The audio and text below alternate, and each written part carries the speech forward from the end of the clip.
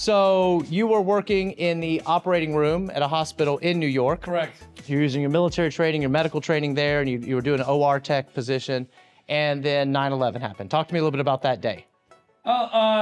We knew something was up when, on a clear day, it was a beautiful day that day, a plane hit the Trade Center. Right.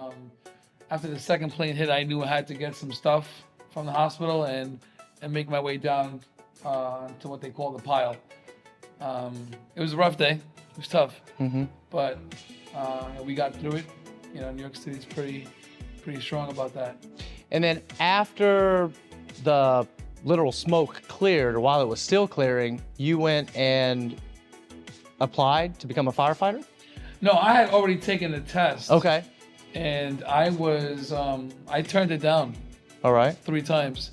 Right after the Army, I wanted to pursue my my healthcare career. I didn't understand what a calling really was until after 9/11, where I had shoes to fill. So fire department gave me another chance because they were in need of manpower, and I went back down there and took the job.